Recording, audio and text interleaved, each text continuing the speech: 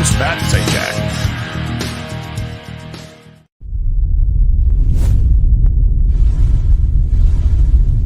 And now, on with the countdown.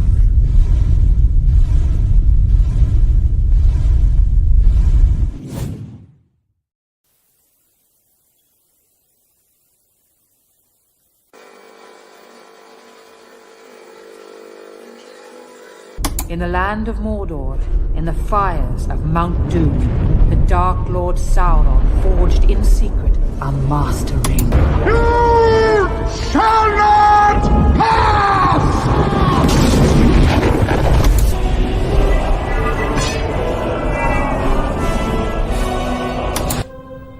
An alliance once existed between elves and men.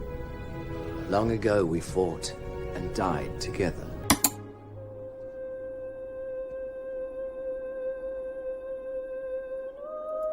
Straight from Empire Records. What have we done?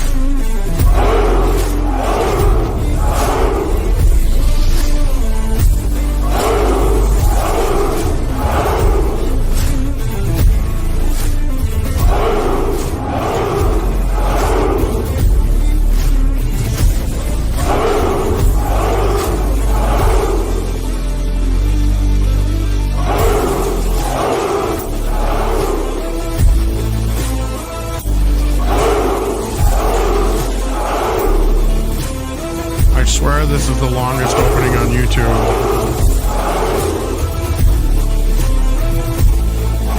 That's what he's famous for. A lot of foreplay.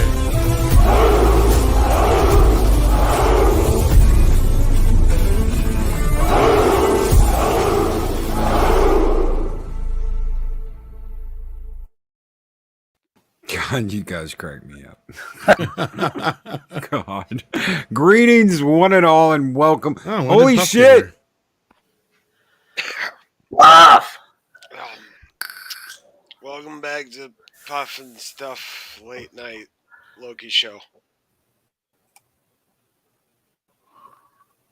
Welcome. Yeah, this is my co-host, Stoned Loki, and, and Tron, and the bald guy, and Puff, the puff, Rooster. pass. Puff, puff, pass, puff. Yeah, the Rooster's here, and I got an important question for the panel and chat. You ready? Shoot. Anybody bring any weed? I thought you were bringing that. Well, yeah, man. I got mine, but I was hoping I could smoke some of yours. I know. Tron smoked all mine. Yeah, Tron stole our stash. Some of that, Tron. All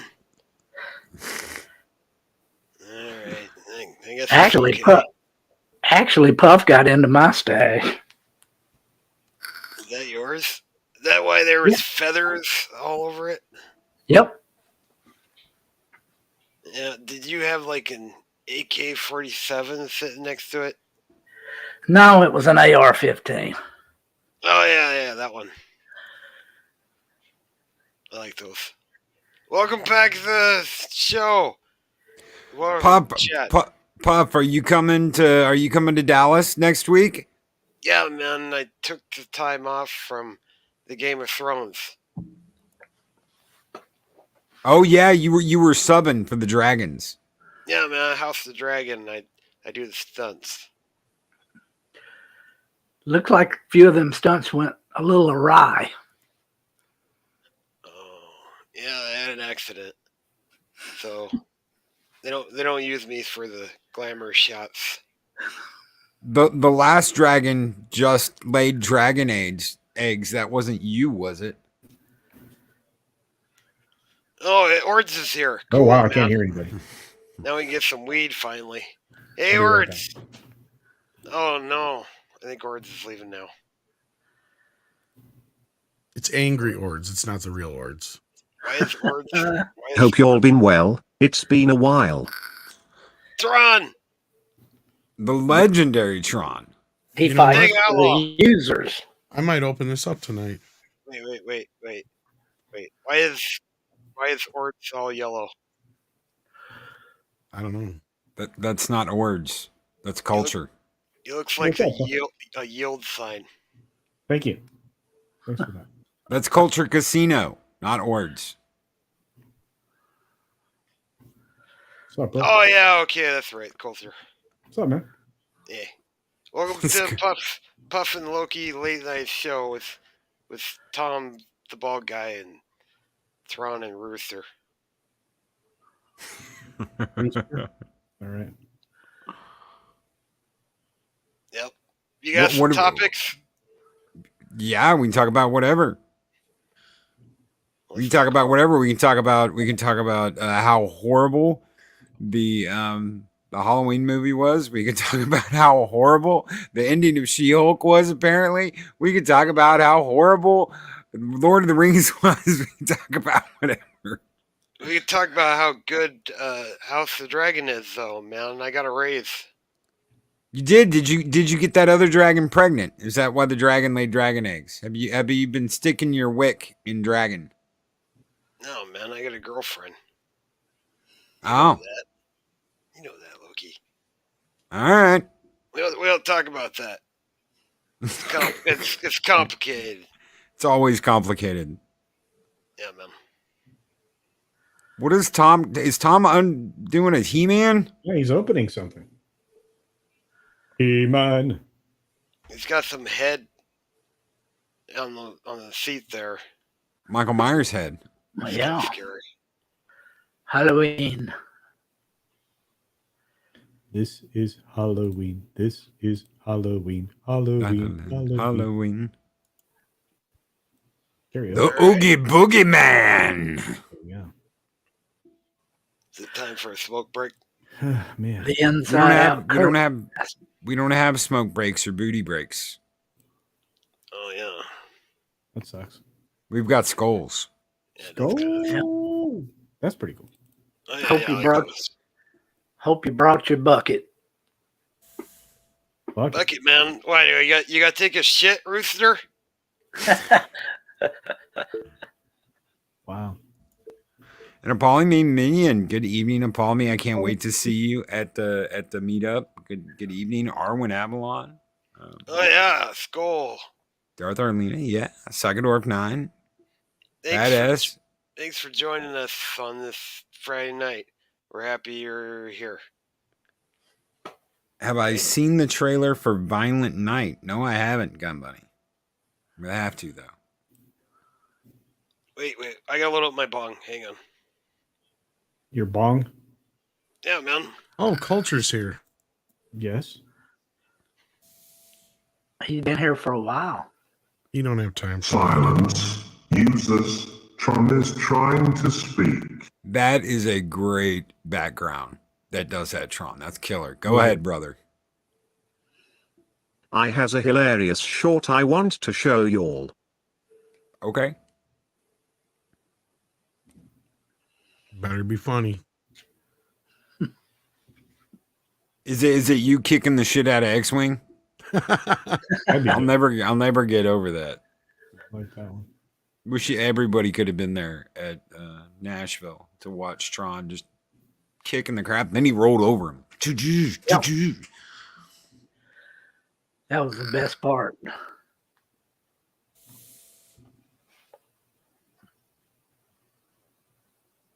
I have an early morning show tomorrow. Really? Yeah. Be hanging out with those Aussies.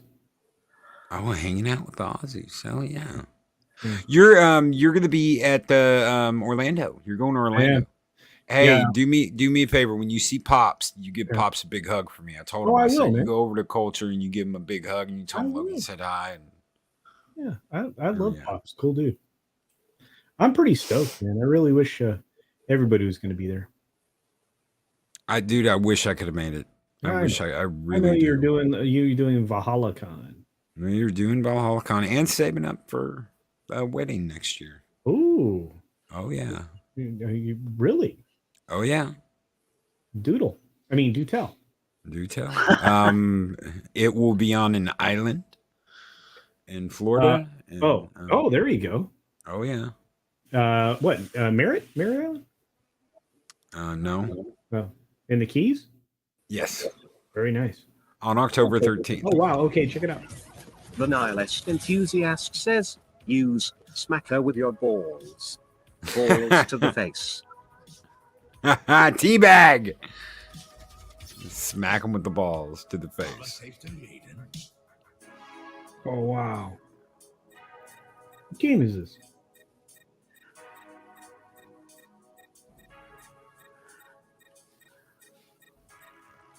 Teabag, teabag, teabag, teabag, teabag, teabag. Careful, we're outnumbered. Oh no, I think I broke Nate.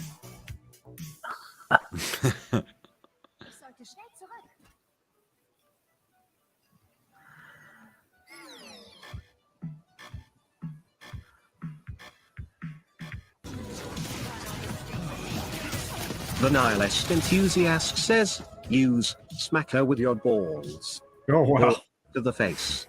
Balls to the face. Teabag. Balls to the face. Teabag, teabag, and more teabag. That's Darth Arlena throws out a $5 super chat and said, did somebody say SCO? Damn straight they did. Thank you so very much, Darth Arlena, for that $5 super chat. You guys keep the fires burning bright here in Valhalla, and we're going to send you out some toxic femininity, Darth Arlena. SCO!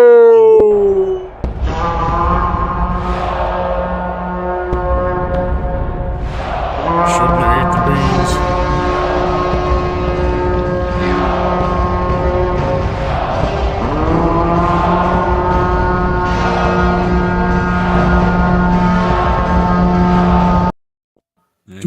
Do it now.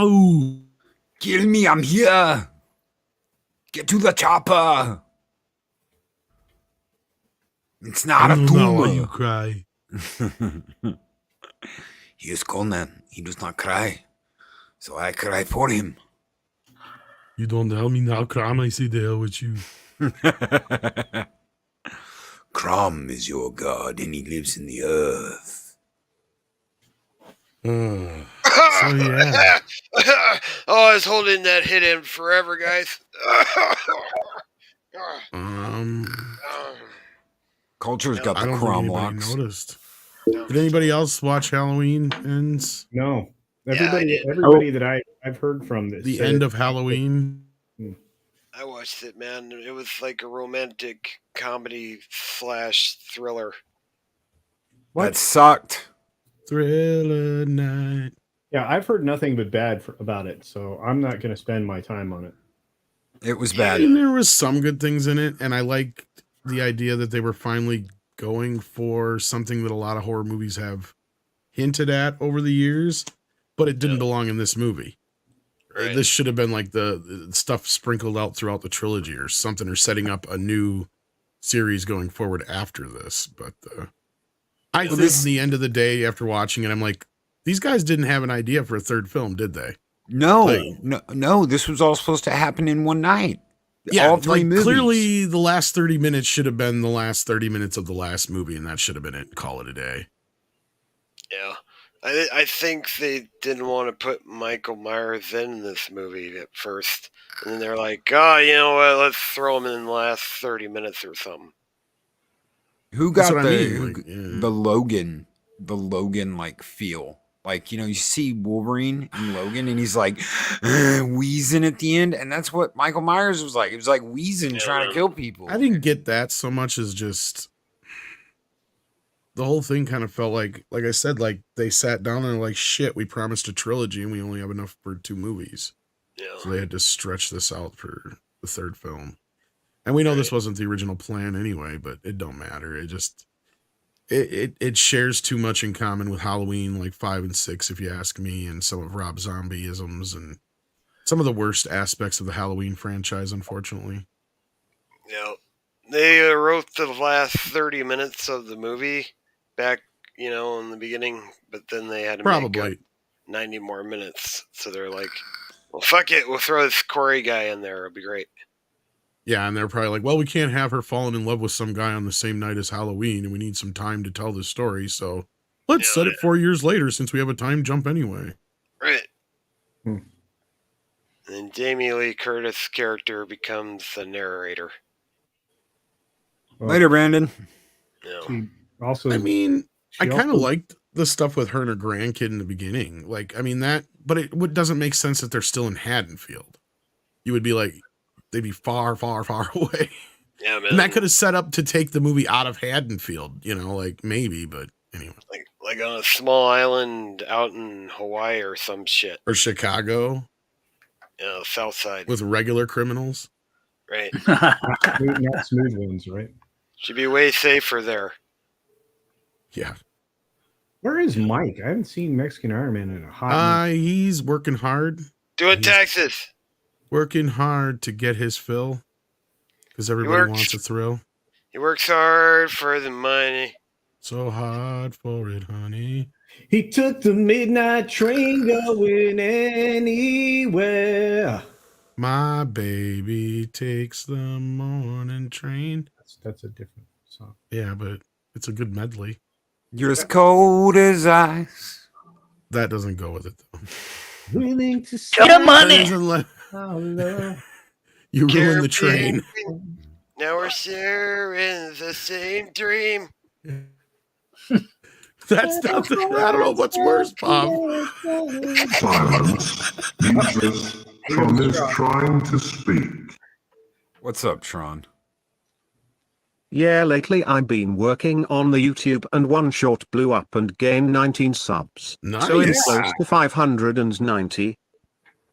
Nice. Well done. Dude, you're gonna get there. You're gonna get there, On the road. If not by the end of the year, then at the beginning of next, you're gonna get there, brother. Here's Cold as Ice is still a good song. Oh yeah, hell yeah. You say that about my ex all the time. You're cold as ice to me. So are you able to get any of that new equipment yet, Tron?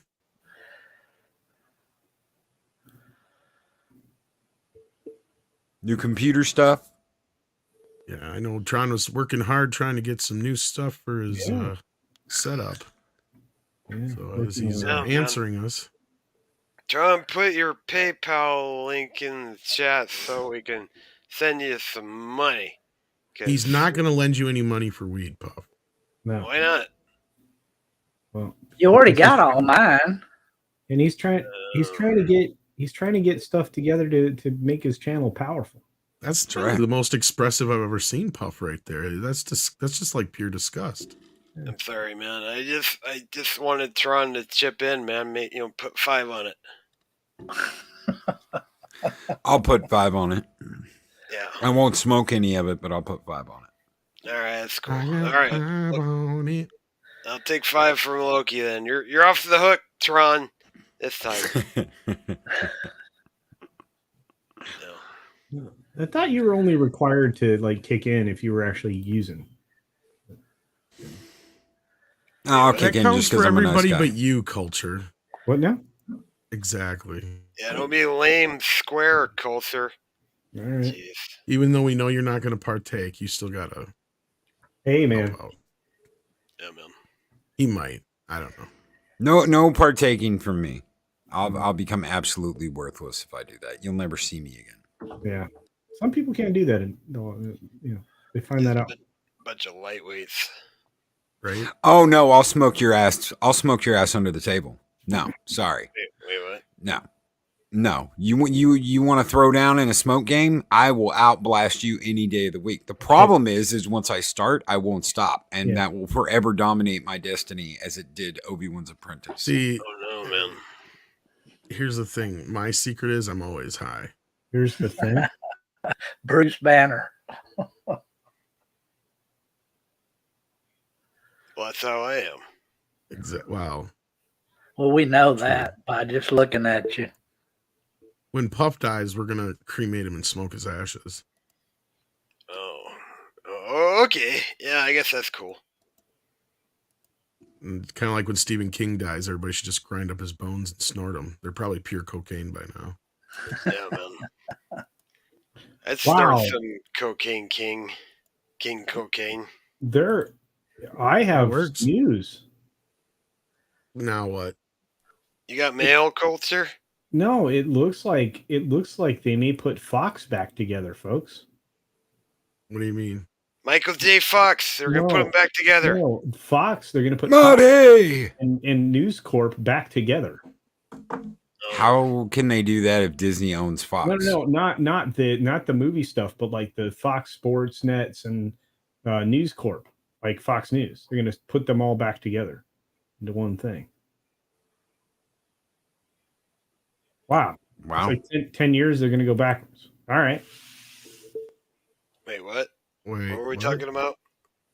You're talking about Fox News? Yeah, Fox is going. Yeah, you remember all the you remember the Fox network and all the Fox stations and Fox. Yeah. They're going to put that all back together with News Corp, so you'll have all that shit together with Fox News and the whole night. Yeah, I kind of figured that anyway was going to be the case. Yeah, but it's like it's 10 years later. Like they broke up. It's like the Beatles are coming back together again. Well, yeah, but isn't there some of the licenses and stuff they had to work out and everything? And because the Fox Studio part is under Disney now. That's what I said. Yeah. Yeah. So what they do? Just make their own new studio or what? No. They're going. Okay, so remember, Fox had to divest themselves of all the Fox sports nets and all that other stuff. So they're just going to go ESPN and ABC and all that. Yeah. Whatever. Yeah. That's interesting to me.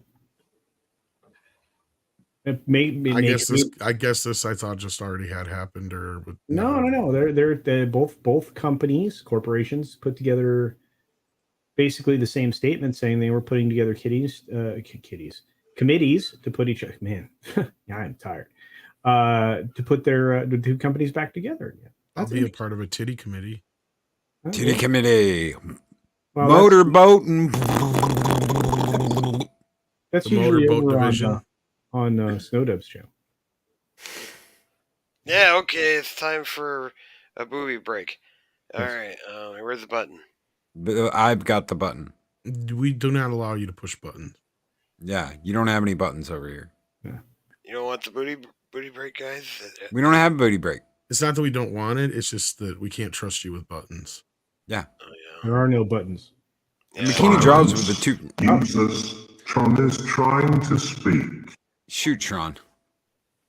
Not yet. I'm waiting for the right time to get my backbone of PC, but I'm going to need more if everyone wants to help.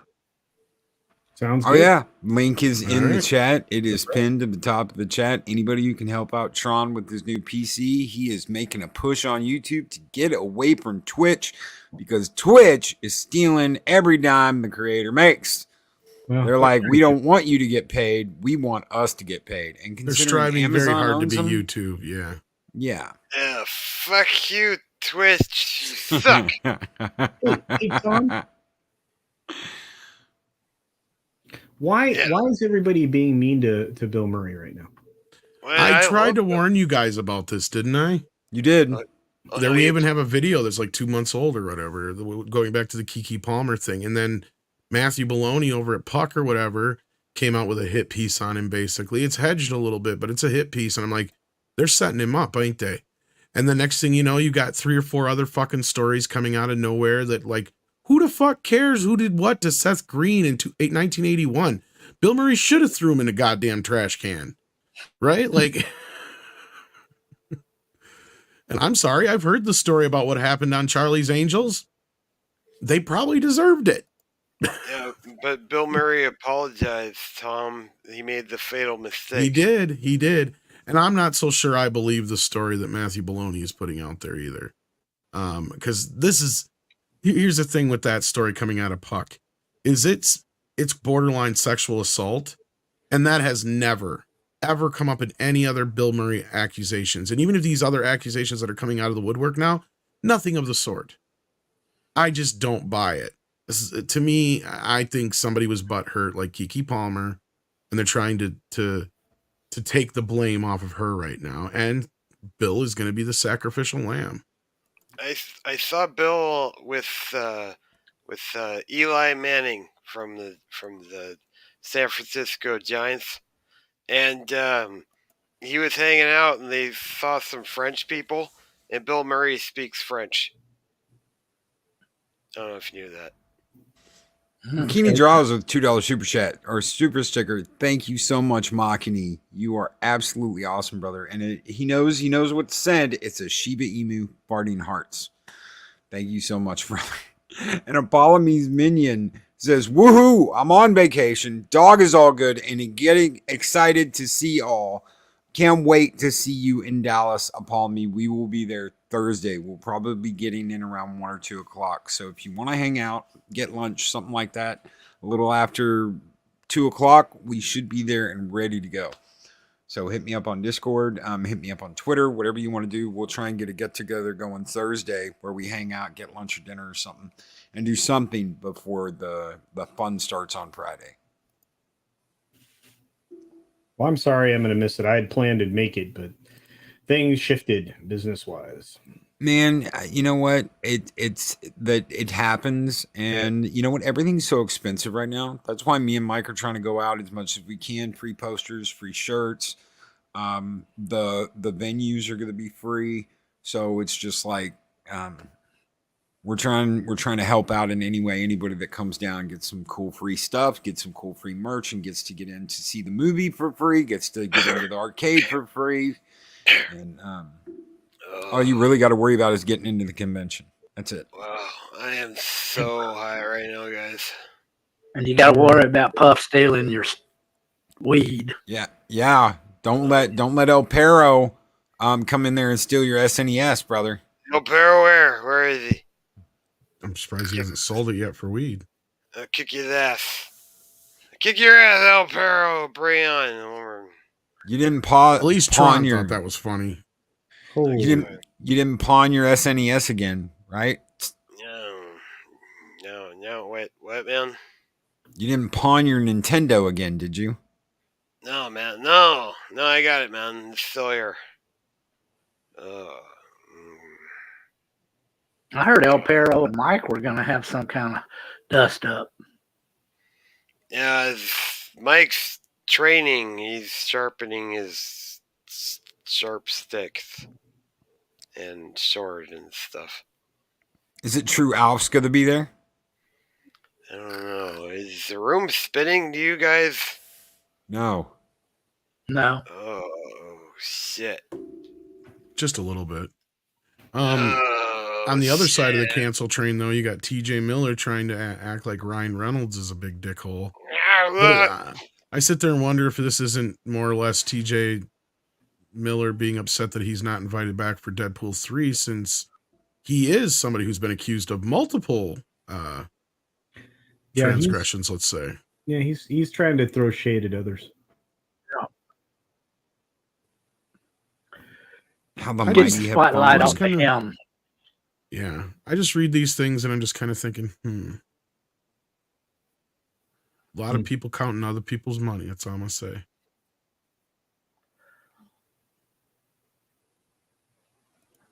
Psychodorm 9 with $5 super Well, chat. Me under the aka fluence of Inca Hall. Yeah.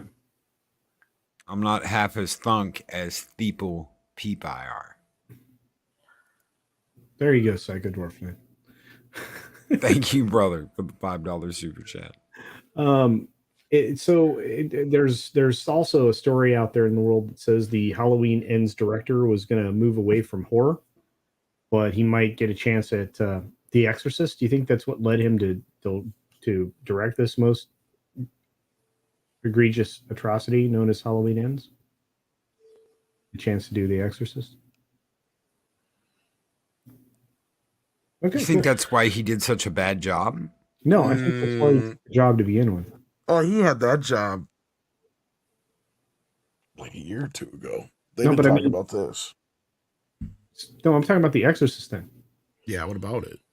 Yeah, that's what I said. They announced that like 2 years ago, a year ago. That's my point. That's why he did the Halloween's End thing. I think it's you do one and you get this one. Maybe. I think that him and McKay were actually fans of the franchise, but as far as the Exorcist things, I'm not so sure because that sounds like it's a harebrained, half-assed idea. I mean, they're getting Ellen Bernstein or whatever her name is back, and it's like she's 90. It's like, and nobody said shit to Linda Blair. And I'm like, what's the point if you're going to do that when you got nobody left otherwise? It just makes no sense to me. The Exorcist didn't have very good luck with sequels anyway. Well, it's hard to beat the original, or even come close to trying to capture that lightning in a bottle. Exactly. Like the third film was the only one that came remotely close. I don't know. I just don't get why they did this Halloween movie when they had an okay beginning with Halloween.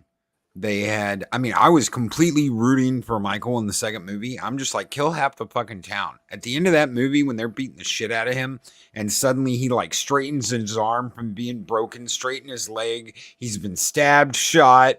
He gets up and just starts killing everybody. I was like, yeah, kill half the damn town. They're all morons anyway. They're all like doing stupid shit. They're trying to start a riot at that hospital. Just take them all out.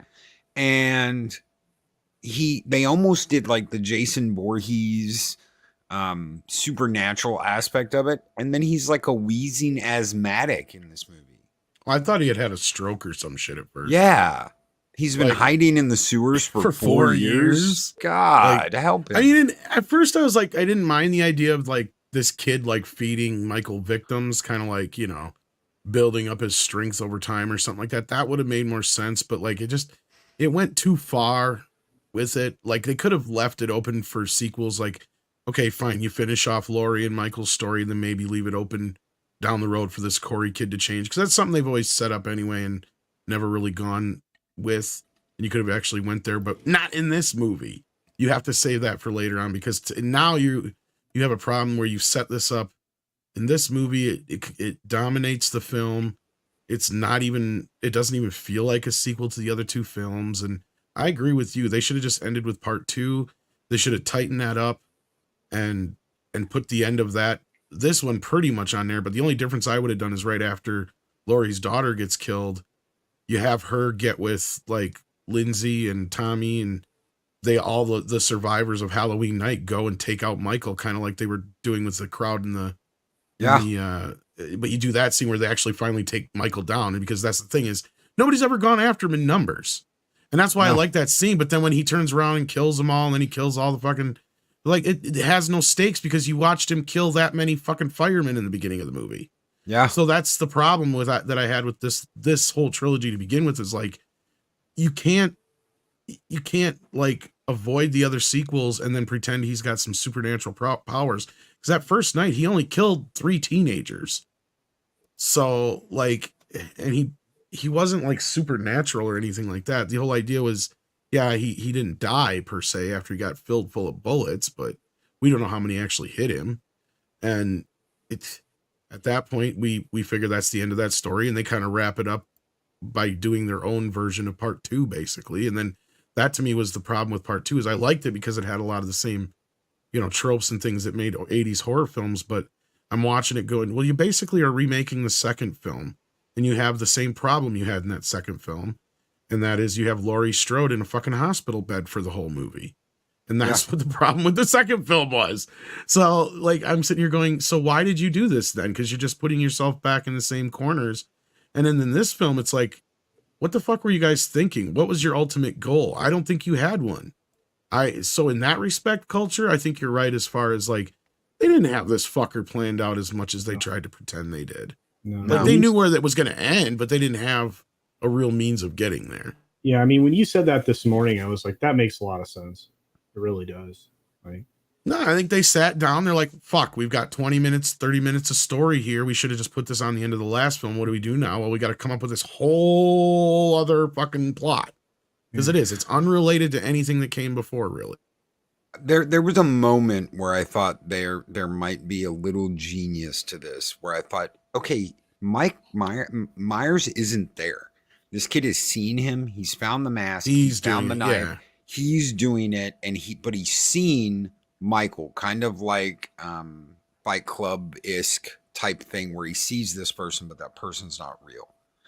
And I thought, okay, he's found the mask, he's found the knife, and it's when he put that secretary up on the wall and he's like watching Michael do it. I'm thinking, no, that's him. But they didn't do Yeah, that. I kind of thought that's where they were headed for a moment too. I thought maybe like, oh, he's going to find Michael's body, and because I thought I heard somebody say that Michael died early on in the movie. I'm like, wouldn't that be weird if he did die that night from all his injuries? He just ended up, crawling down in the sewer somewhere and dying. And this kid just happens to stumble upon the knife and the dead body, but then takes the knife and the mask. And like you said, in his mind, or the other side of it is I was going to go, oh, they're going to set it up to where everybody thinks it's this kid doing it when it's really Michael. Yeah. And he's just been this terror for the town for 4 years, just kind of, moving like a ghost through the sewers, popping up whenever he feels like it. And I think that would have been the better route anyway, because to me, that's where it kind of like, why did you go through that whole thing with the kid and make him sympathetic when this is what you were going to do to him? Because that's where I felt like it went into the Rob Zombie territory, especially with like the henpecked mother and all that stuff, constantly badgering him and all that shit. It's like, this is what was wrong with the Rob Zombie movie, is he totally misunderstood what made Michael scary. You watch the Rob Zombie movie and all the shit that his parents do to him. It's like, no wonder he turned into a motherfucking psycho. Yeah. It's like, you can see it. It's right there. But that was what made Michael Myers scary. What made Michael Myers scary in the original film was that he was a kid who came from your typical suburban house, never showed any kind of signs of any of this shit. One night, snapped, killed his sister, and never said another fucking word since. That's what made Michael scary. It was the fact that there was no rhyme or reason for him to do this. With Rob Zombies, it's like, oh, you could tell why he's doing it. Same thing here with this kid. It's like they keep pushing him and pushing him and pushing him, and I could see where it was going. It was like, well, clearly, at one point, though, I did think the other kids were going to kill him, and it was going to kind of be this kind of like, passing along of the curse kind of thing. And I thought, if this is going to be the whole fucking movie, that's dumb. Like, but then it finally could, because at least I'd give them that much credit. I had no idea where the hell they were going for that first 90 minutes. And I could tell from a few other people texting me at the time they were watching it, the same damn thing. And I'm just like, just wait.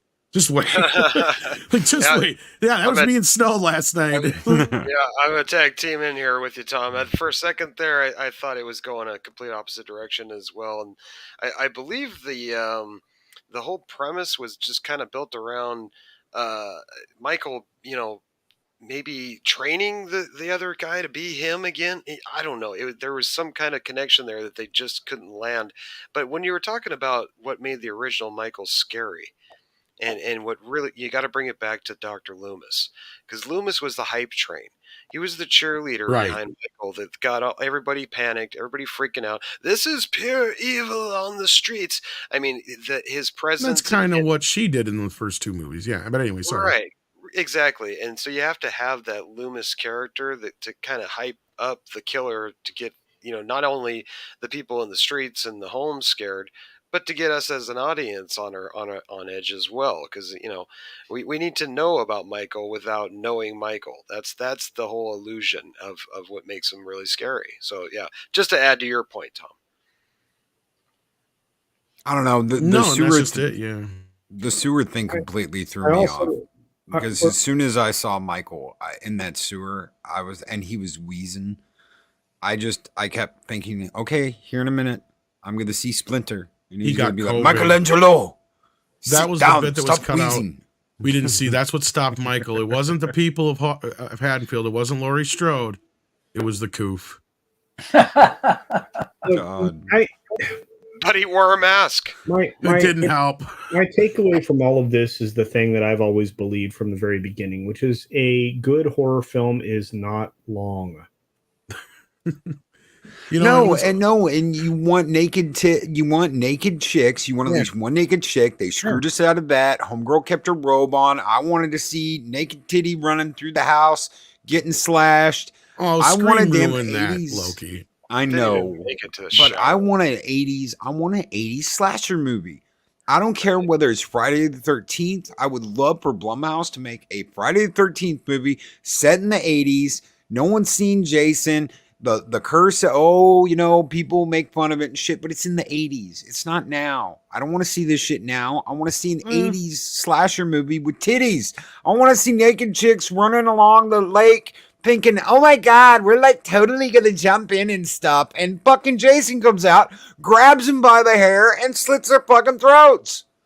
I could see that where they do like they did in this Halloween series. They cut off at like part 3 or 4, bring it back to that Jason timeline, set it back in the 80s or whatever, and pick up the story there and do another, reboot, requel, sequel type of deal, just kind of like this franchise did.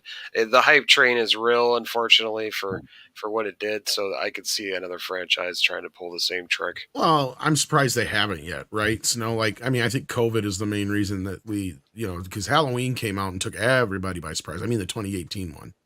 Because as I point out, right, even with the Rob Zombie remakes, that movie alone almost outgrossed the entire fucking franchise by itself. And it took everybody by surprise. They had no idea it was going to make $200-300 million at the box office. It was crazy. Okay, but Tom. I mean, to that end, and you were going to talk a lot of box office on Tuesday, so get ready, put on your big boy pants. Well, Halloween's going to be the first franchise in a while we're going to see where it didn't go an uptick; it went a downtick all the way through. Yeah, and that's the problem, right? Especially this last film. They were like, "Oh man, this thing's going to bang 70 million." I'm like, "This is a day and day release, you fucking idiots." Oh, it'll do about 50 this weekend. Yeah, but it ain't going to do 70. No. They keep rising up. I'm like, are you fucking high? And why are they still releasing on streaming the day of release in a theater? Why the fuck are we still releasing? Because they knew it was hot dog shit. I mean, I think so. Yeah, I think that if I had to take a guess, it has more to do with that, because the second film did less than half the first one did. The first one did 255 million. And the second one did 131. But you can give that one the excuse that COVID was at the same exact time, and it probably helped. Peacock with a boost, and the movie only cost like $15 million, so it didn't matter. It was all clear cash, right? They tied John Carpenter's name to it as well, which got exactly the hype train going. Yeah. And this one's more expensive. Just by $5 million. It doesn't matter if this thing opens in the 40s, it's not. It's gonna culture. This movie is gonna make its money back and then some. I'm not worried about its box office. I'm worried about the effect it's gonna have going down the road for further franchises. Because I think Snow's right. Because we could have had a renaissance there where we did take Friday the 13th back to its roots, where we did get Robert Englund for a couple more Nightmare on Elm Street movies. Yeah. Blumhouse was toying with this idea of trying to get all the franchises together and doing a Freddy versus Jason versus Michael versus Leatherface kind of thing at one point, but it never came to fruition. But we could still get to that point, but it's going to take some work. And if anybody can do it at this point, it's probably Blumhouse, to be honest with you. That's true, because they do things for cheap, but that's what I mean. No matter how bad this movie does, They'll make money. Like, because even Valiant Renegade put out there, and he's fucking right. As bad as Halloween Ends is, it made more money in its preview night than Bros. Than Bros did its whole opening weekend, and the movies cost the same amount of money. In fact, I think Bros cost $2 million more. Bros was 22 or 23 million. Yeah, 22 or 23, and this was only 20. And you saw more dudes sticking other dudes in Halloween. Wow. And there ain't no way they spent, $20-some million on this movie. There's no fucking way. That's creative math. I'll tell you that right now, because watching this movie, not a chance. You did see a guy blow a blowtorch in this movie. That was the coolest death in the whole movie. Yes. But again, Blumhouse is one of those studios where what happened? Oh, that's true. Yeah, but Blumhouse is one of those studios that has that regular thing where when one movie fails, there's like always a make good on the back end, or if something didn't come together, they pay a lot of make goods out of other film budget. That's why I'm not worried about this movie. Yeah. I mean, the movie itself will be fine, but as far as the franchise goes, yeah, this is killing the Halloween franchise. They could have set this up to go forward with, 10 years worth of movies. All you had to do was get past Laurie Strode. Culture, That's really it. I'll give you some inside baseball as far as the kids go. So my 12-year-old, Snow Kid, you've met him. Yeah. He wanted to watch the movie with me last night, on top of the fact that his mom was picking him up today to take him to see the movie again at the theater with his friends. So he was happy to know that he knew the movie ahead of time and didn't even tell his mom and friends that he had watched it. That's that awesome. way he could just see everybody's reaction to the movie. So in that retrospect, I got to tip my hat to this franchise, the trilogy anyway, for keeping the younger generation somewhat interested in this franchise. It's hard, right? I mean, you're right. That is a good connection. It's a good story. And it makes me happy, but I'm just like, based on everything. I mean, nobody likes this. The critics don't like it. The people on the street don't like it. Nobody's like. The hardcore fans don't like it. I think and we're speaking kind of loud right now. Is what it is. But there's the average moviegoer that probably just loves, an occasional horror flick on Halloween, and this is like a perfect one to throw in. There's going to be people that just don't care. They're just going to be happy that they saw the final fight between Laurie Strode and Michael Myers. As weak sauce as it really was. Yeah. But we got it. Second of 9, check your DMs, brother. $40 a year and you pretty much get everything. So if you're worried about what streaming service to use, check that out. No, and Universal was smart on this one with Peacock. They when I went to go re-sign up for Halloween, they offered a $19.99 deal for the year, and I'm like, well, fuck, considering I accidentally forgot to cancel it last year and paid them for like 8, 9, 10 months of Peacock. This time I'm spending the same amount. Who gives a shit if I forget for the year, because I'll just remember eventually, but I just got to make a point of watching a few other things on there. I mean, they do have more now than they did when I first signed up, so I'll give them that much. And they're getting a little bit better with their navigation, but the quality still sucks ass. I had to watch Halloween through my PS5 to even get 5.1 surround sound. I couldn't even get it in 4K. And it still kept freezing on me. Like, I had to restart, I had to cancel out of it and start it over again like 3 or 4 times throughout the film, because it just kept giving me the rolling, I'm sure a lot of people were watching it, so that's part of the problem. But it's just one of those things where, as far as they go, I think they're going to come out sitting pretty well. They know what they're doing with this. They knew part of it was they probably had a stinker on their hands. They probably had a pretty big success as far as people signing up last year for Halloween Kills, and they were just trying to replicate that again. And Halloween Ends is a good sacrificial lamb. It didn't cost them jack squat to make, and as VR's pointing out in the chat, they've got tons of back-end deals for this. Because that's what I heard about Halloween Kills after the fact, was that it was already prepaid for. And I wasn't surprised. Because Blumhouse does things like New Line and Dimension used to do. And it's far the only recognizable franchise that's going to the theaters for Halloween season. Everything else has been new movies. Even Hellraiser stepped out and just went straight to streaming. Which I can't believe they should have, at least for this one, tried to do at least a theatrical push for. But yeah, hey, I thought that's their own fault. And right. Prey would have done well for him too, which I can't believe they didn't do that either. So, well, Good point. That is what it is. And at least Prey, I mean, the filmography was, great. the way it was filmed, it looked like it should have been in a theater. It really did.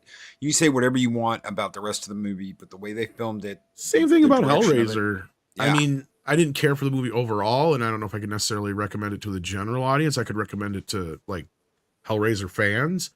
But as far as look wise, and I think Snow agreed when we talked a little bit about it, like look wise, it looks probably the best of all the films have since maybe the first two. As far as the amount of money put into it, maybe the first three, but yeah. Very decent prosthetic effects. I thought some of the Cenobites were very clever. You know, there's some good scenes. Well, not just that, they did a good job with the atmosphere and the cinematography, and yeah. Yep, I agree. Good night, Gun Bunny. Certain scenes when the Cenobites first show up are well done. They're well shot. They really utilize shooting in Serbia, like making it feel otherworldly by capitalizing on that. But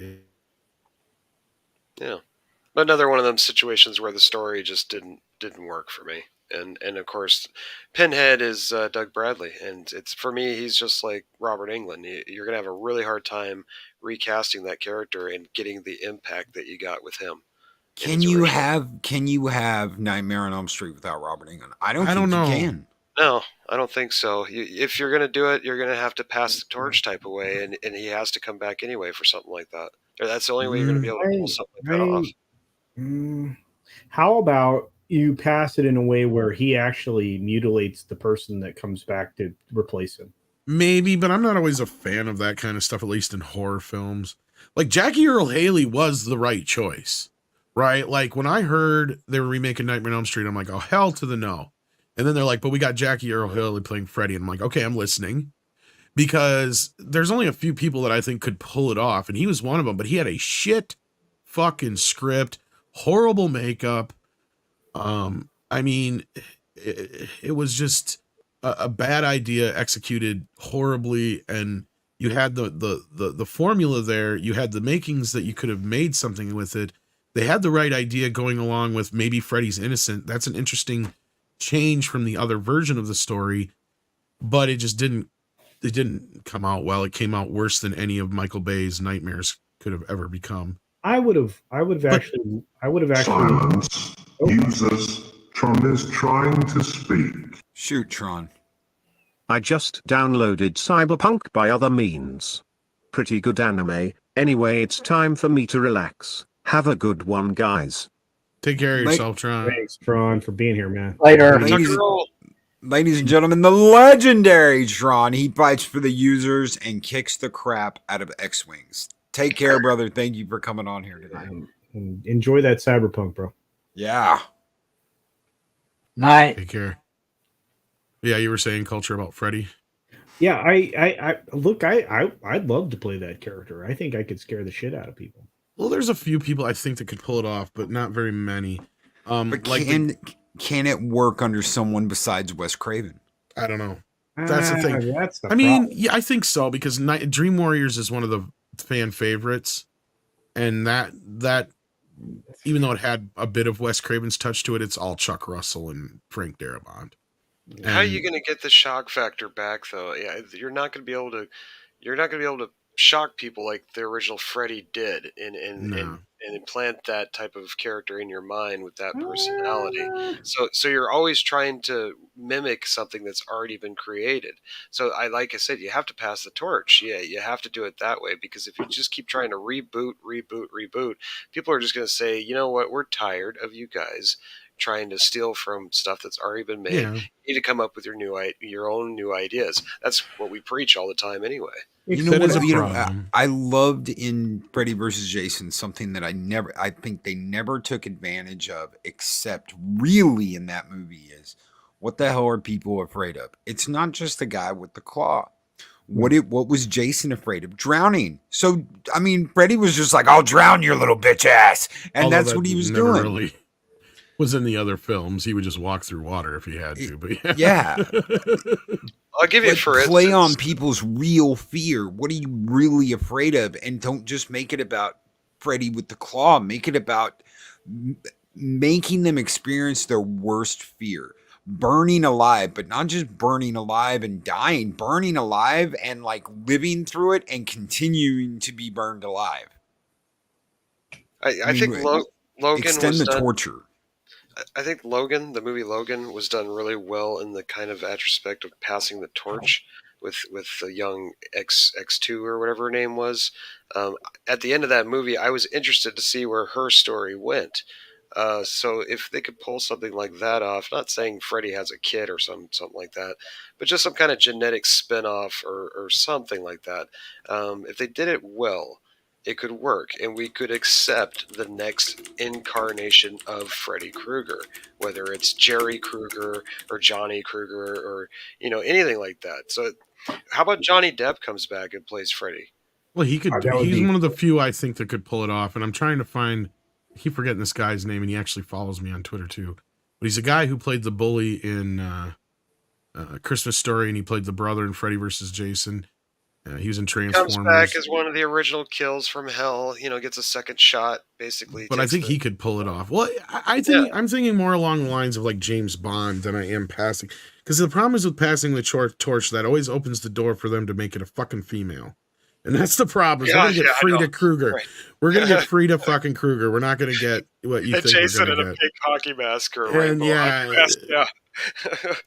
Jesse Voorhees, like that's all we need. Stabs people with dildos. I can't wait. Karen. Well, that's the thing. Instead of actually paying homage to the mother, like they should, but I'm afraid when they do any of this shit anymore because. Be afraid. He already had a daughter. Yeah. In Lisa Zane, yeah. Yeah, final whatever it was. Freddy's dead. Freddy's dead. Yeah.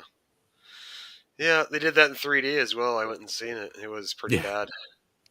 Yeah, I had fun at the time because I was 11 years old when it came out. But I was with my buddies. As far as like looking back at the franchise, it's one of the lesser.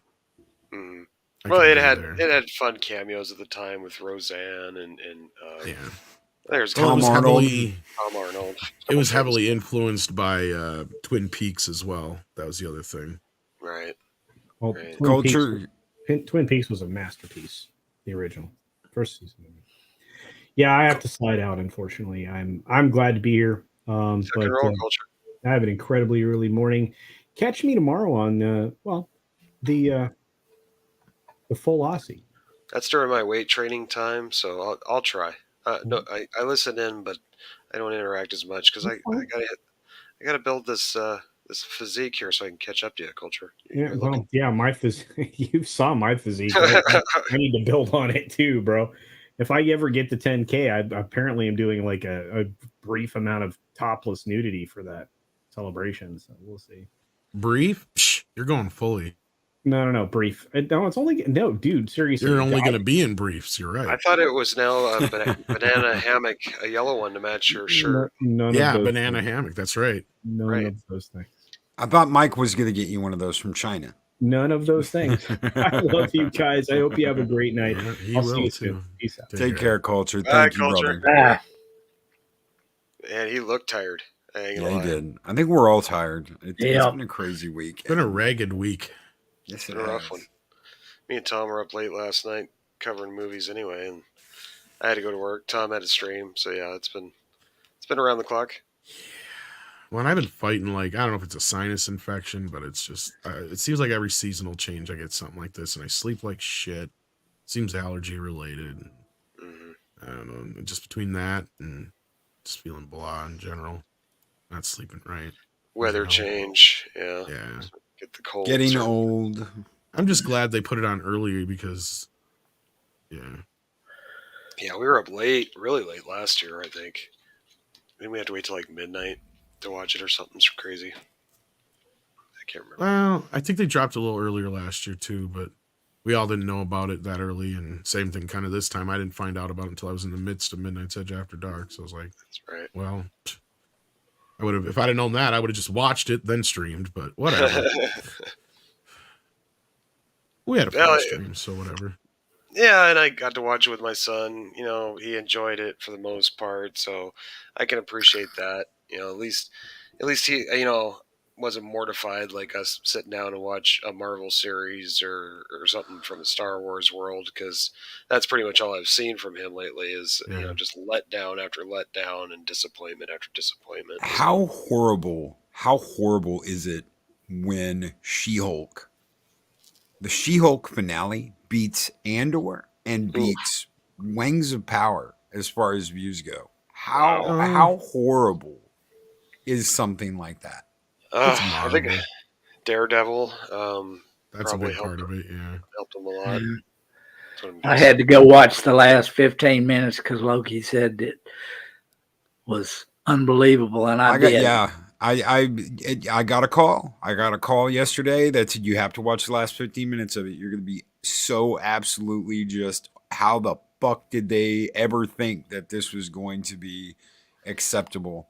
And I said, I don't watch Marvel, and you got to watch it. And I said, okay, but and I did. I watched the last 15 minutes of it, and my biggest complaint. I know. My biggest complaint was them using the banner footage from the Incredible Hulk television. Yeah. The old television. I was like, no, fuck you. Don't you dare. And they did. And I was just like, you know what? It's just another reason why I don't watch Marvel.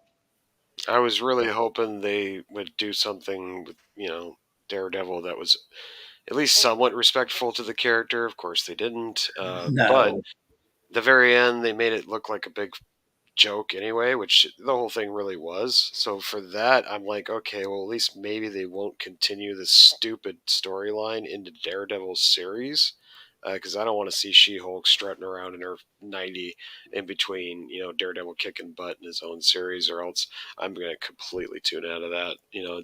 It's just pathetic to see what's happening to our favorite characters one after another. They're getting dropped like flies, and I keep saying it. I'm worried about Deadpool and Wolverine, but everybody's like, "Oh no, Ryan Reynolds has enough control. We should be okay." And I'm like, "No, it's Disney. Yeah. It's Disney." Well, it's technically Fox, but yeah, I know what you're saying. But, I'm just scared. We'll see. I don't know. I didn't care for the second one so much, so I'm like, as long as it's better than that one, I don't give a shit. But I did share some sad news in the private chat here. I just found out, speaking of like Friday the 13th and other horror films, we lost arguably probably the second most famous Jason actor today. It looks like Ted White passed away. Oh, shit. Oh. That's the second guy today. What's his name died? You're a wizard, Harry. Yeah, fuck. Robbie Coltrane. And then Robbie Coltrane, yes. Yeah. Yeah, and then we had another one earlier this week too, so can't remember now. But yeah, Ted White. Also, he was a famous stuntman for many other franchises. But Angela Lansbury was the other. Angela Lansbury. Yeah. That's right. So For there you rough go. week. Sad to hear it. Sad news. He's 96 though, so he had a good life. Hey, that's not bad. Yeah, that's not too bad. It's hard to feel bad for somebody who makes it that far, but He was a stuntman as well, right? If I'm not mistaken. yeah, that's what I mean. He's been in tons of other stuff, so yeah. Right. He's a pretty prolific name. You'll see his name pop up. You'll be surprised. It's all over, and like you see, like stunt coordinator Ted White. They're like, yeah, that's him. That's Jason. The smart ones out there took their hockey masks and went around and had all the different Jasons sign them. Yeah. I know there's a few people who did that. I only went after Kane Hodder because he was my favorite Jason. That's who signed mine. But now that this happened, I'm just like, oh man, I should have went around and met all the Jasons when I had the chance, because they did tour a lot together. Like they all came out and did a lot of expos, and I'm pretty sure Ted White did quite a few. So yeah, for a while there, you could get almost all of them or most of them. But now it's getting to that point. Yeah. Just a reminder, folks, go see your favorite celebrities while you still have a chance if they are out doing their, get-togethers and stuff. Like, Drunk Review was promoting Gina during her little tour. But if you get a chance, and you really want to meet them, go do it, because you never know, man. They might be dead. Yeah. Well, Ted White had a great story about the making of the final chapter. Especially the guys from the 80s. They all did so much cocaine, Tom. Well, I can't. Who's the whoever the actress was that played Corey Feldman's older sister in the movie? During the final fight scene, she swings. They have the famous bit where he gets his hand chopped, or whatever. So she swings the axe at the hand. Well, it wasn't the fake, or the machete. It wasn't the fake machete, and she caught his hand, and he ended up having to go to the hospital because they damn near cut his finger off, and he had to get like 20 stitches or something like that. But he went in full Jason regalia and makeup. And if you remember, in this part, they had him like his mask off and stuff. So like, if there's any, I don't know if he had the full full on face, but he had, I think, like as you see behind him there, he's got like partially where he's like the open part. I'm sure he had something like that on and whatnot. So like, I'm sure it freaked a lot of people when they saw it. Because they're like, what the hell do we do? Because he had like, on the shoulder part and all that kind of stuff. He had like a bunch of shit going on. And they're like, no, it's just my hand. Yeah, it's like, just my hand. Like, they're like freaking out thinking he's like hacked a bit. Yeah. Funny. Yeah. Well, that's great. I mean, I'm glad we got another one that we can honor. And I guess he said Corey Feldman was a little shit too. Oh yeah, I heard that. That just goes to show that they need to do the next film right. The next 13th, Friday the 13th, is part 13. And I will be very disappointed if they don't do something great with that franchise, because it's time. It's been on the shelf for, 2002, 3? No, 5? 8? Which one? Let's see, the last one would have been 2008 or 9. I think they did the reboot. Yeah, you're right. Okay, yeah. Because it was 2009 because 2010 was Nightmare on Elm Street. Okay, yep, you're right, Tom. So it's been a while, 11, 12 years. Yep. And keep your eyes out on Fandango, because they got some kick-ass re-releases coming out. They got like a Halloween double feature. You can see Halloween 2. There's going to be a big Godzilla thing for the Godzilla anniversary coming up. That's Godzilla against Mechagodzilla, which will be out in November. I've already got tickets for that. I got the Criterion Blu-ray set of the Godzilla films, but hopefully they get this is the one that was made in the late 90s. Okay, I have those too, but those are different ones. But yep, I got the Blu-rays of those, and I got the Criterion collection, like you. The one that comes in the big book. Yeah.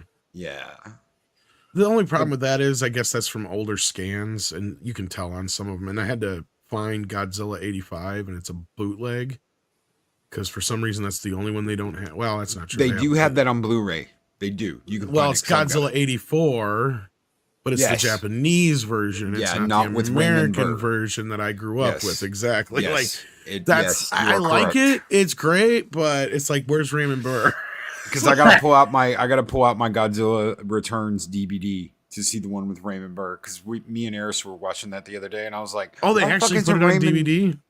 I have a bootleg. I've got a bootleg that I got because the Blu-ray I have store. is questionable. It's up converted, you can tell. So I'm like, I don't know what source this is. You might have got that one from the same place I did, because if you ordered it on Amazon, that comes from the Godzilla store in New York, and they bootleg all their shit. Yeah, it's possible. But it's all right, but for considering it's not available legally, this has never been released in the U.S., so it's the first time anybody in the U.S. has seen it in a theater. Okay, so this is, I got you. Yeah, this is Godzilla against Mechagodzilla. This is the one where they bring the Godzilla skeleton and they turn that into Mechagodzilla. So, not one of my absolute favorites. I would much rather see Godzilla versus Mechagodzilla. Now, in that era, was that the one where they actually had 2 different Mechagodzillas, or is that just the only one? I can't remember now. That is the one that goes crazy. This is the movie where it goes crazy and like takes out half the city, because it's like the skeleton of the real Godzilla. Yeah, I haven't seen. That's been a while. Yeah. But No. I would much prefer Mechagodzilla 2, because that's the one where they're like, we're going to take all the technology from Mecha King Ghidorah and make our own Mechagodzilla. And that's the one where it's got Rodan in it, but they call it Radon because the fuckers translated it wrong, and they call it Radon instead of Rodan in the English dub, which they're not gonna. It's not gonna be. It's gonna be subtitles. So, I get started talking on Godzilla, and that's all I'll talk about. I'll talk about that for a couple of hours. I like Godzilla. I was just wondering if anybody else was secretly hoping that Avatar, or openly, Avatar 2 fails miserably. Oh yeah, I don't hope it will. I just have a feeling it will. I mean, I have zero fucks to give either way. But he waited too long. He waited way too long, so. And it wasn't that great of a movie anyway. Yeah, the first one sucked. Yeah, the gimmick is gone, and he's way behind the trends. Right. Like, if he was smart, he would be pushing for more theaters to be like 40X. But he's got underwater 3D cameras now, or something. So fucking what? He did like, that. first of all, most people hate 3D. I love 3D. I got a 3D TV no more than 4 feet away from me, and over 300 3D movies. But nice. I know it's dead. Yeah. And then the high frame rate thing. Everybody hated that with Gemini Man and Hobbit, and that was 10 fucking years ago. It's like, where the hell have you been, dude? It's like, if anything, you should be pushing for glass-free 3D. Maybe then you'd have a gimmick. Otherwise, push for the 4DX thing, which is where you actually have the atmosphere stuff, where the chair will shift and you'll have the mist come down and the smells and it's 3D and all that kind of stuff too. But like, other than that, what the hell's the fucking point? Like, the Avatar tail comes down and pokes you in the backside. Yeah. Like, at this point, they have had nothing, and I mean nothing. And I get it. People are like, never bet against Cameron, but I mean, he hasn't had a comic book, he hasn't had a video game, he hasn't had a TV series, anything to support this franchise in the past decade. Well, yeah, the Disney park. That's it. But how much is really that is not enough to bank on. The Pirates of the Caribbean was a fluke. How many times have they tried the Haunted Mansion and other ride movies? The Jungle Cruise just not too long ago. Like, yeah, the Pirates of the Caribbean just happened to work because it's pirates. Well, it was it was Johnny Depp. Yeah, you know what? I was when I saw the beginning of that movie, I was like, "Oh my god, not another pirate movie!" Until I saw fucking Johnny Depp as Jack Sparrow on that boat, and him getting to that dock as the boat was sinking, and I just couldn't stop laughing. I was like, "Holy shit! Okay, I'm interested in a pirate movie now." Well, and Shanatsky says 3D gives him a headache. Well, there's like 1 in 10 people who can't even fucking see it, period. And then there's like 4 out of those 10 people who it will make sick. So like, yeah, it's not something to really bank your fucking movie on. It only worked back then because it was a new trend. And before that, even like with the release of like Jaws 3D and Friday the 13th 3D and all that kind of shit, they did have the polarized 3D in some areas, but most of the country, as far as I know, saw it in like the stupid blue and red 3D, and most people didn't dig that then either. Because it had the same problems. The next big thing. I think they did charge more. Because the thing to do it back then before digital is you had to have 2 fucking projectors, and it was a pain in the ass to sync it up, and everything was always out of fucking sequence, and you couldn't see it right. And I'm not a big fan of things shot in 3D anyway, believe it or not. And I know that sounds bad because most people are like, oh, it's better if it's shot in 3D. I'm like, no. Now, as far as I'm concerned, more movies that I've seen with conversions look better than they do shot in 3D. Because if something's shot in 3D, something always seems to go out of alignment, or you get that fucking weird, like, it just gives you that woozy gut feeling to where you can avoid that when you're converting a movie. Like, yeah, the early conversions, like Clash of the Titans, are horrible, but that was because it was done really quick on the fly. But ones where they've done a really good job and taken the time with them, like some of the Marvel films and like Jaws just recently, that looks stupendous in 3D. Well, sure, it didn't have a bunch of like flash stuff pointing out at you, but it did a really great job with like, especially the underwater sequences and stuff like that. But anyway, sorry, Loki. The next big thing has got to be VR. Okay, if you can put a headset on and you can actually feel like you're in a movie. I don't know if we'll ever get to that. It's got it. Well, they've already done something really cool. Lawnmower Man, yeah. They've already done something really cool. Video games have already kind of done that. Elite Dangerous, because I mean, literally, you can get carried away with it. I know. I've done it. I've experienced it. The technical aspects when you're in of a that cockpit, too. When you're in a cockpit and you have all your vision. I mean, 360-degree range of vision. You can look out your damn canopy. You can keep track of targets in real time. That is insane. That's just sitting to actually shoot a live action movie like that is almost probably impossible, though. Now, I saw that at the moment, yeah. But how much would it take you to? And I'm not talking about interacting with anything. But you'd still have to be able, unless you're doing everything in computer, you'd have to build everything. Like, you'd have to have a 360 set or shoot it completely on location. You can't have any lights or anything showing anywhere. That's going to ruin the illusion. So, I mean, it would be a massive undertaking. Now, if you're talking about just doing like a flight simulator, or, you know, like I have this one thing on my PSVR where you're literally just in this cage and you're being lowered down into the ocean, lower and lower and lower. Stuff like that's a real easy to do, but I don't know. I went to Disneyland back in 1990 and I watched Michael Jackson's EO. Well, see, that's the polarized 3D. Yeah. Yep. I went back and seen it again in 2010. It was still just as good and way better than any of the 3D crap that I've seen in the movie theaters. So they still haven't decided to go that extra mile to make an actual great 3D film, because here I am seeing something from 1990 that's still better than what we see today. You know, well, that's I because always they were thought, actually set up for it. But yeah, sorry, go ahead. Right. I always thought that was just me. I mean, you're saying that back in, like you said, back in the 90s, and it was probably 95, 96. I remember feeling like I could reach out and touch the shit that was coming out of the screen. And I've never been in a theater. I've never been anywhere besides in like a VR environment where I felt like I could just reach out and fucking touch something. Like it's there floating in front of me. Everything else has been... It worked too, because you see other audience members doing the exact same thing, because you turn around and everybody's reaching for the same shit. So it did work at the Captain EO. Well, I would love to think that it would work on a mass scale, but I think the fact that PSVR and Oculus Rift aren't as, mainstream as the regular versions, I think say everything we need to say.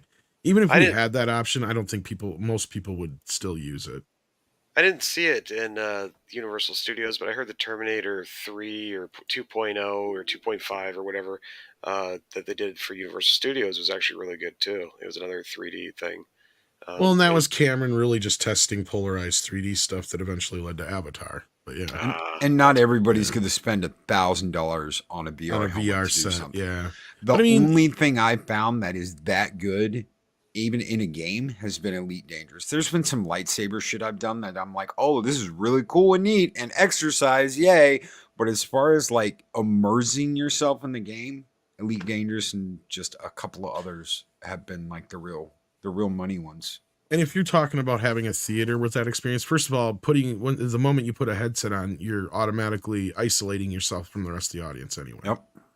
And then you're opening yourself up to all kinds of lawsuits. And then on top of it, you got to deal with people breaking the fucking headsets, kids fucking getting snot all over them and puking on them. And it's something that I think that unless you could do it glass-free 3D, which is something that's possible through holographic technology, that's the next level, I believe. But because that's the only time where you can kind of cut the middleman, right? You don't have to wear glasses. I don't think anybody will have as much of a problem seeing it, since it's like creating a 3D image in front of you instead of it being, something you have to watch through polarized, and that can fuck with people's perception depth and all that kind of stuff. So they did Rogue One in the red blue 3D. Oh, horrible. See, I know some theaters still did that for the 3D versions, and it was like, I went to see the Avengers that way. I was so pissed because I thought it was going to be the regular 3D, and I'm like, what the fuck is this shit? I didn't know they did that anymore. It was like tan and blue, but it was like, what the fuck? So it wasn't as bad as red and blue, but it was still pretty bad. I'm like, this is one of the worst 3D experiences ever. I went and saw the Phantom Menace when they re-released that. That wasn't very good. No, that's why they didn't do the rest of the prequels, because they were supposed to do all three of them. They had them all. Actually, they're doing all 6 of them. They have them all 6. Yeah, they're all processed and done and everything. They did do episode 2 at one of the fan events, but that was it. Well, I at least got to see the first one. I got some. I still have the glasses from it, the 3D glasses you got when you paid for your ticket. Well, that's what pissed me off too, Snow, is I went to the midnight showing. They didn't give them out on the midnight showing. They said they weren't going to give them out till the next day. I'm fuck you, motherfuckers. I'm like, we are the true fans here. What the hell? Right. So you had a bunch of us that were pissed, and we never got our glasses. Oh, no. That sucks, Tom. You know what? Maybe I should mail you one, because I have 2 pair, actually. If we ever meet up, just remember it. If not, no worries. Right. Let's see here. I've got so many 3D glasses, dude. Because I got a passive 3D TV that's like I think it's only like 40-inch. But see, that one, you can use the glasses you get at the theater. Then in here I have my Panasonic. That's the active. They weren't that special, really. Which ones did you get? Let me see. They're the Darth Maul red and black. They didn't. Yeah, they looked better than that in the fucking advertisement. Yeah. Sorry, the lighting ain't the greatest. But it says just says real 3D on the side. Oh, they're just red and black. That was the whole, nothing special. Where'd you go? Because AMC had ones where they actually had like the pod racer ones look like goggles. Oh no, I didn't get those ones. Yeah, and like I can't remember, like the They had one for Padme that kind of looked like her, like looked like almost like some like her headdress or whatever. And Yeah, no, it's just called Collectible Keepsake, and it's just the fact that they were red and black that was the big. Oh, okay, yeah. No, these were different ones. These were actual like supposed to be really cool ones, but yeah. I'm sure I could find a picture if I looked hard enough. I don't give a shit though. Right. I've lost all care for Star Wars. I don't even really have anything Star Wars up in my house. That was 2012 when that went down. Right around February. That's why I don't have posters up no more. I don't really have figures or anything out. Nothing Star Wars. It's sad. Dude, I used to have a wall. I used to have an entire wall with nothing but Star Wars posters. Everything from the original movies all the way up until Return of the Jedi. And I had a OG Revenge of the Jedi poster too. All that's gone. All of that's gone. I still got I just don't care anymore. Stuff up. Yeah, I still got some of my vintage toys up, but that's for nostalgia. I mean, I still have some toys in boxes and stuff, but yeah. I will, Dalton. I'll check it out. This new shit is really, because I mean, we got to a point now where we really have more bad Star Wars than we do good. So I'm just like, well, that's what I was saying about the She-Hulk shit. When did you ever imagine that something like that would just kick the shit out of something Star Wars? I don't care if it's Andor or not. The lesser of two evils, I guess. I don't know. Oh, God. Well, Andor's an uphill battle anyway, because first of all, who gives a shit, right? Yeah, he's going to die. That nobody has any investment in whatsoever. And even though this is kind of an interesting time to be telling stories from, people are just sick and tired of going backwards. You know, it's like prequels are kind of played out. Like, we've been there, done that. We know what it is. It's a cheap gimmick, and it never seems to work out well. Like, I can't think of too many prequels that are actual prequels that I can think are worth a shit. Even the Star Wars prequels, I'm hard pressed to say are decent as far as prequels go. Unless you guys can think of something offhand that I'm not thinking of. Nope. No, not really.